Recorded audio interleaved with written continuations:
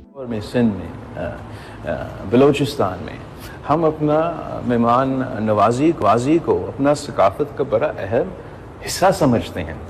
تو ایک تو یہ قتل یا کسی بھی دہشت گردی کا واقعہ کو ہم سخت انداز سے اس کا مزاحمت کرتے ہیں. But what makes this attack all the more obnoxious کیونکہ نہ صرف ہمارے مہمان تھے، ہمارے دوست مہمان تھے، یہ وہی لوگ تھے جو پاکستان کے عوام کو، پاکستان کی معیشت کو فائدہ پہنچانا چاہ رہے تھے، پاکستان کے عوام کو روزگار پہنچانا چاہ رہے تھے. اور ان کو اگر اتنی خطرناک دہشت گردی کا واقعہ میں قتل کیا جاتا ہے تو ضرور میں بھی اتنا ہی سخت انداز میں اس کو مذمت کروں گا، اس کو انیکسیپٹیبل کہوں گا، جیسے ہمارے دوست چین کا سفیر نے کہا ہے. مگر یہ کافی نہیں ہے. اب یہ چین کا یہ کسی اور ملک کا تو مطالبہ نہیں ہے، یہ پاکستان کے عوام کا مطالبہ ہے، یہ بلوچستان اور سندھ کا عوام کا مطالبہ ہے. کیونکہ اب ہم یہ بیان بازی جو مسلسل سنتے ہیں کہ واقعہ ہوتے ہیں، ہم جیسے بڑے بڑے سیاستدان بڑے تگڑے سٹیٹمنٹس دے دیتے ہیں، کبھی کبھار پہنچ جاتے ہیں ان کے ہاں تعزیت کرنے کے لیے وہ لوگ جو شہید ہوئے، یا اب یہ افسوس پریسیڈنٹ بن گیا ہے کہ جو ہمارے مہمان ہیں ان پہ دہشت گردی کا حملہ ہوتا ہے، پاکستان کی پورا قیادت جا کے ان کا ایمبیسی میں تعزیت کرتے ہیں.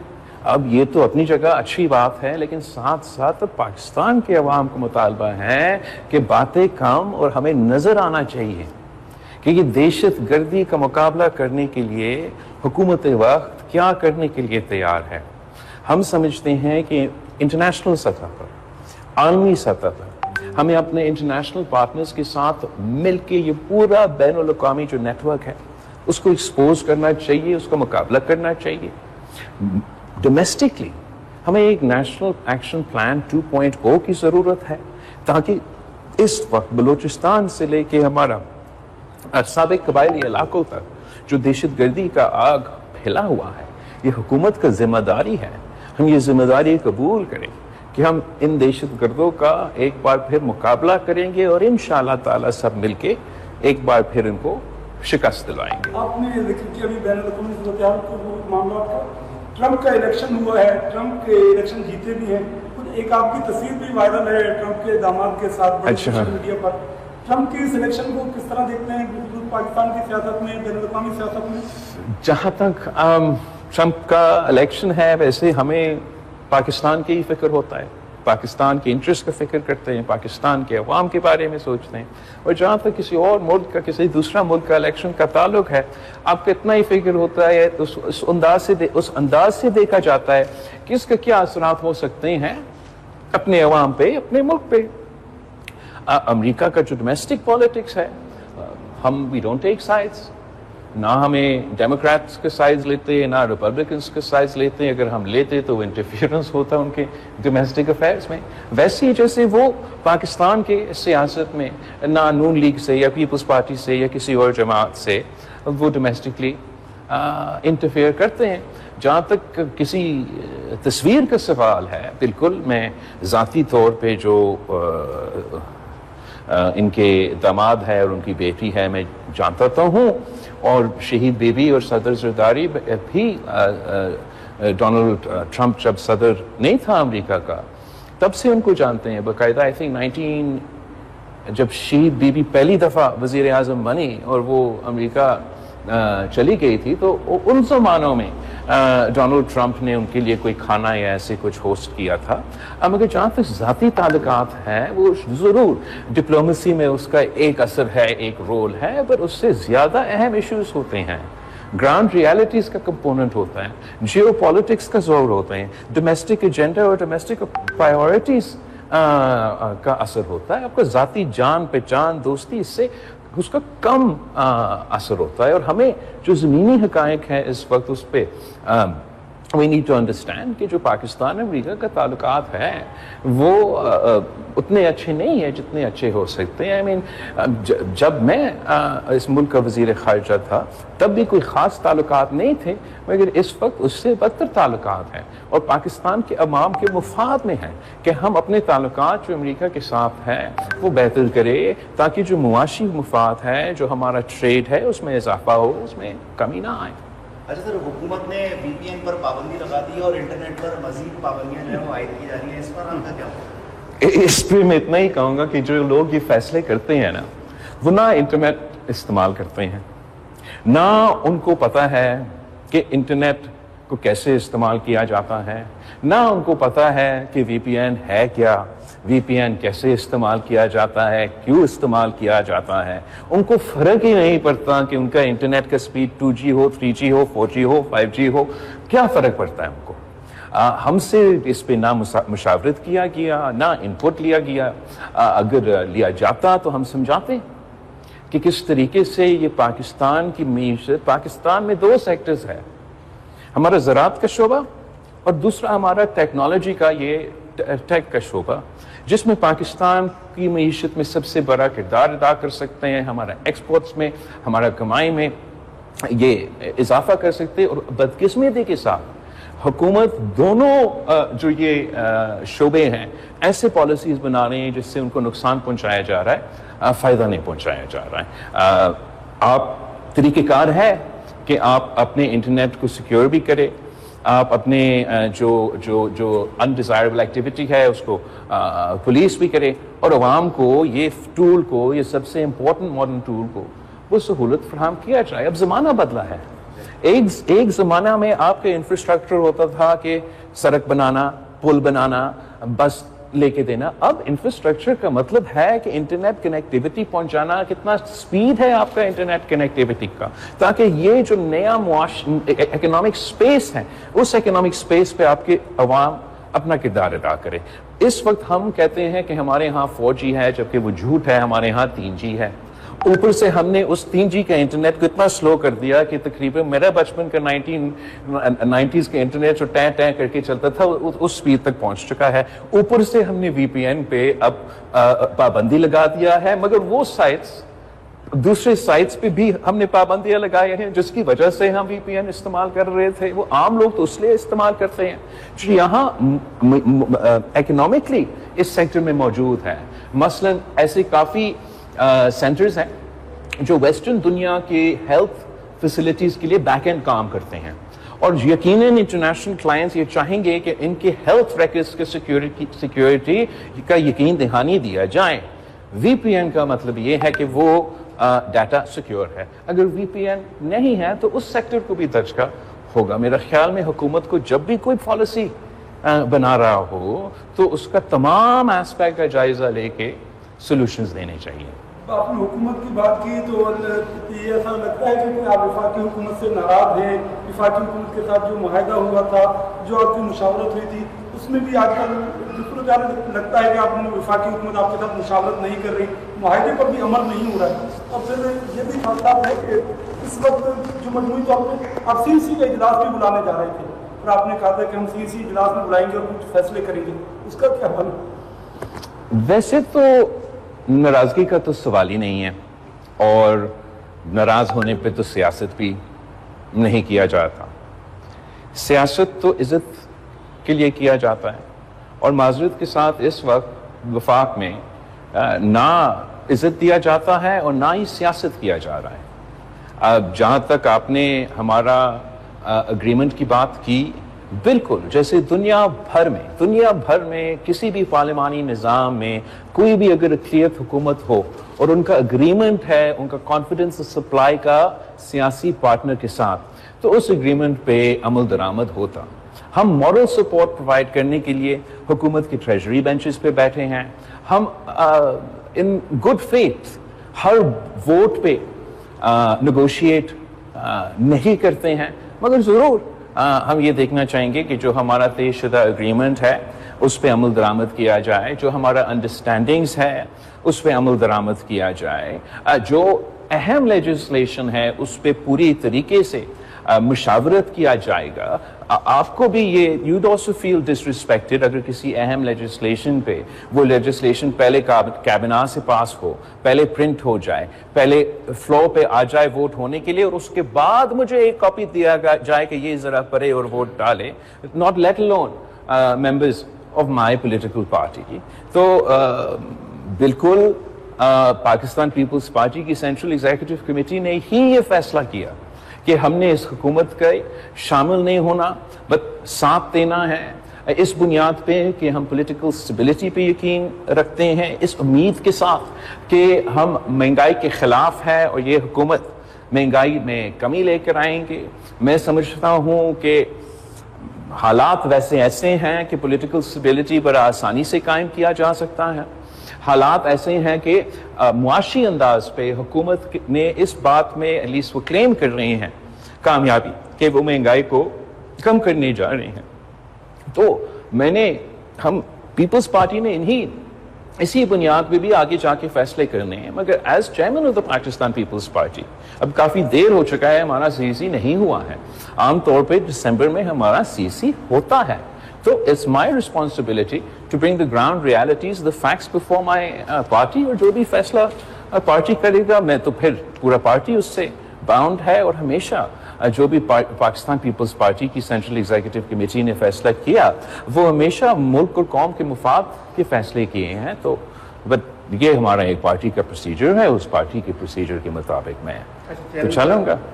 ہم سندھ سے تعلق رکھتے ہیں, سندھ کے ساتھ ایک بڑا مسئلہ ہے, ڈیموں کا مسئلہ ہمیشہ رہا ہے. ابھی پھر 6 کینالز بنانے کی بات ہو رہی ہے دریائے سندھ پہ, 10 ریور پہ. ظاہر ہے کہ اس کو سندھ پولیٹیکلی بھی اپوز کر رہا ہے. آپ کو یاد ہوگا کہ محترمہ نے خود ڈیموں کے خلاف دھرنے دیے قومی شہید پہ. اس وقت سندھ میں ایک بڑی اپوزیشن ہے اس مسئلے پہ, مظاہرے بھی ہو رہے ہیں, احتجاج بھی ہو رہا ہے. ظاہر ہے کہ سندھ میں پاکستان پیپلز پارٹی کی گورنمنٹ ہے, وہ ایک حد تک ڈیبیٹ بھی ہو سکتی ہے اس سے. تو یہ جو دریائے سندھ پہ 6 کینالز بنانے کا ایشو ہے, اس پہ آپ نے وفاق سے کوئی بات کی, آپ کا اپنا موقف کیا ہے اس پر؟ آئی تھنک یہ تو ایک اور ایگزامپل ہے جہاں ہمارا جو مسلم لیگ کا اور پاکستان پیپلز پارٹی کا معاہدہ ہوا اس کا خلاف ورزی ہو رہا ہے. ہم نے اس اگریمنٹ میں طے کیا کہ جو چاروں صوبوں کا پی ایس ٹی پی ہے وہ ہم پاکستان پیپلز پارٹی اور مسلم لیگ مل کے بنائیں گے. اور یہ مختلف طریقے ہیں جس سے ہم اپنے بنجر علاقے کو زراعت کے لیے یا پینے کے پانی کے لیے پانی پہنچا سکتے ہیں. ہم نے ایسے بہت سے منصوبے تھر کے ریگستان میں لے کر آئے ہیں, آر او پلانٹ سے لے کے سیلائن اریگیشن تک, جس پہ ملک کا کنسنسس بھی بن سکتے ہیں اور ہم پاکستان کے عوام کو کا پانی کا حق پہنچا سکتے ہیں. لیکن جو طریقہ حکومت اپنا رہا ہے اس پہ تو وہ کنسنسس نہیں ہے. جمیل صاحب, آپ جس طرح سے 26ویں آئینی ترمیم لانے کی نظر آئے, کیا 26ویں آئینی ترمیم کے بعد آپ کا جو عدالتی اصلاحات کا مشن ہے وہ مکمل ہو گیا؟ نہیں, اصلاحات reform is always an on going process.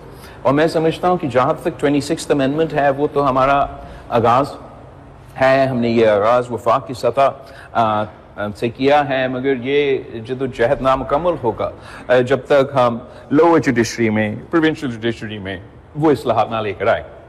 اور میں نے تو چیف منسٹر صاحب سے ریکویسٹ بھی کیا ہے کہ وہ رابطہ کرے چیف جسٹس پاکستان سے, سینئر پیونی جج سے, کانسٹیٹیوشنل بینچ کا ہیڈ سے, چیف جسٹس سندھ سے, اور ان سے انگیج کرے کہ ہمیں ان پٹ دے, ہمیں گائیڈنس دے. ہم لوور جوڈیشری میں بھی ریفارمز لے کر آنا چاہتے ہیں اور ہم سمجھتے ہیں کہ عوام کا سب سے زیادہ جو انٹریکشن ہے وہ لوور جوڈیشری کے ساتھ ہوتا ہے. تو جو ہم ریفارمز وہاں لے کر آتے ہیں وہ عوام کو زیادہ محسوس ہوں گے, اور ہم چاہتے ہیں کہ ہم یہ ریفارمز جوڈیشل انپٹ کے ساتھ, لیگل انپٹ کے ساتھ, کنسنسس کے ساتھ اس پہ کام کیا جائے. اچھا, جوڈیشری پہ میں ایک سوال کر لوں. جوڈیشری پہ آپ بات کر رہے ہیں, ایک تو سندھ کے تمام ججوں کو ایک جوڈیشل کونسل کا اجلاس ہوا, اس کے بعد پھر ہائی کورٹ کے سارے ججوں کو آئینی بینچ کا رکن بنایا گیا. ایک تو یہ ایشو ہے, اور دوسرا سندھ کے ساتھ ایک بڑا ایشو یہ ہے کہ سندھ کے رورل ایریاز سے سپریم کورٹ آف پاکستان میں نمائندگی ہی نہیں ہے. माजी में बहुत ज़्यादतियाँ हुई, सिंध के चीफ जस्टिस को नहीं लिया गया, सीनियरिटी की बात हो रही है, सिंध के कई जजेस को सीनियरिटी से पीछे किया गया। अब ये मसला है कि हमारी सिंध की नुमाइंदगी नहीं है सुप्रीम कोर्ट ऑफ पाकिस्तान। बिल्कुल नहीं। आपके दोनों सवाल बहुत इम्पोर्टेंट सवाल है, जायज़ सवाल है। जहाँ तक the first question is concern, वफाक की सतह पे जब कॉन्स्टिट्यूशनल बेंच को तश्कील दिया जा रहा था तो चीफ जस्टिस, उस वक्त चीफ जस्टिस का वैकेंसी था, तो चीफ जस्टिस का भी ओहदा चुना गया आफ्टर द 26th अमेंडमेंट, और जो कॉन्स्टिट्यूशनल बेंच का सरबराह हैं वो भी चुना गया। दोनों बड़े काबिल, बड़े ऑनरेबल जज साहिबान हैं, और मेरे ख्याल में वहाँ एक जो काउंटर सजेशन था वो ये था कि आपने जो तमाम सिटिंग जस्टिस है उनको आप कॉन्स्टिट्यूशनल बेंच का हिस्सा बना दे। कॉन्स्टिट्यूशनल बेंच वही हो जो साबिक सुप्रीम कोर्ट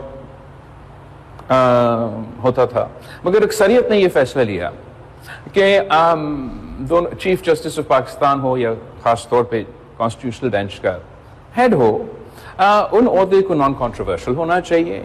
वहाँ से जुडिशरी का जो ये कुछ जजेस का आदत पड़ा है कि वो बेंच से सियासत करें, they don't speak through their orders, they give political statements, they don't rule in line with the constitution, they bend the constitution for their political purposes to grant themselves executive powers, and वो criteria को, वो माजी को सामने रखते हुए जिसकी वजह से हमने ये 26th अमेंडमेंट पास किया, ये सारे फैक्टर्स को मद्देनजर रखते हुए ये फैसला किया गया कि chief justice of Pakistan justice Yahya Afridi होगा और जस्टिस अमीन जो है वो कॉन्स्टिट्यूशनल बेंच का सरबराह होगा। और मैं समझता हूँ कि बिल्कुल जो फैसले जो वफाक का सिलसिला है वही सिंध का सिलसिला हो सकता है। ये नहीं हो सकता कि एक मुल्क में दो निज़ाम चले, और ख़ास तौर पे बार बार सूबा सिंध के साथ एक ख़ास ये डिफरेंस जो नज़र आता है ये मुनासिब नहीं होगा। तो उम्मीद है कि वही होगा। एक और मीटिंग भी होना चाह रहा है, और जिस अंदाज से फैसले वफाक ने अपने ले लिए वैसे अंदाज से वो फैसले सिंध के लिए लेते हैं। जहाँ तक आपका दूसरा सवाल है, बिल्कुल चार्टर ऑफ डेमोक्रेसी का की कंपोनेंट यही था कि हमें इंसाफ की इदारा का, सबसे बड़ा इंसाफ की इदारा का, आइन की तर्जुमा करने वाला, वफाक के डिस्प्यूट्स को सेटल करने वाला इदारा में बराबरी की नुमाइंदगी चाहिए। और आपका सवाल उस अंदाज में जायज़ सवाल है, जायज़ तनकीद है। जहाँ तक मेरा इल्म में है कि जब ये फैसला किया जा रहा था तो उस वक्त उन इलाके से कोई ताल्लुक रखने वाले जज सुप्रीम कोर्ट में मौजूद ही नहीं था। तो कॉन्स्टिट्यूशनल बेंच में मैं कौन सा बराबरी लेकर आऊं जब तक वो बराबरी सुप्रीम कोर्ट में हो ही ना। अब शायद इससे पहले जब जजेस खुद ये फैसले अपने लिए ले रहे थे तो उनको कोई ऐसा काबिल ऑनरेबल जज नहीं मिला जो उन्होंने समझा कि इस क्राइटेरिया पे उतर आए। अब अगर मैं खुद मौजूद होता जुडिशल कमीशन पे, मैं आपका पहला सवाल जो आपने पूछा, जहां तक ये फर्क सिंध की high court and constitutional bench और वफाक की high court and constitutional bench, मैं तो वो खुद उठाता। जो आपका दूसरा सवाल आपने मुझसे पूछा, मैं तरीके से उसको भी एड्रेस करता, मगर मुझे तो अपना नाम जुडिशल कमीशन से एहतजाजन विथड्रॉ करना पड़ा। इसलिए हुकूमत वक्त ने जो हमसे आइन साजी के वक्त बात तय की कि पीपल्स पार्टी और मुस्लिम लीग की बराबरी की नुमाइंदगी होगी जुडिशल कमीशन में, उस बात से वो पीछे हटे। तो मैंने एहतजाजन अपना नाम भी विथड्रॉ किया और मैं उस मीटिंग में मौजूद नहीं था, मगर मैं ज़रूर अपने अब एक नुमाइंदा को अपना इनपुट, अपना मौक़िफ़ ज़रूर देंगे, और उम्मीद है कि जो फैसले किए जाते हैं वो मुल्क के मफाद में होंगे, वो जुडिशरी के मफाद में होंगे। ये ट्रांजिशन को हमें it was anyway always gonna be a difficult transition. हम इस ट्रांजिशन को मुकम्मल करें, सब मिल के मुकम्मल करें, और ये पाकिस्तान के अवाम के मफाद की बातें हैं। اچھا چیئرمین صاحب آخری سوال آخری سوال باقی آخری سوال اس 30 نومبر کو پاکستان پیپلز پارٹی کے قیام کے 57 برس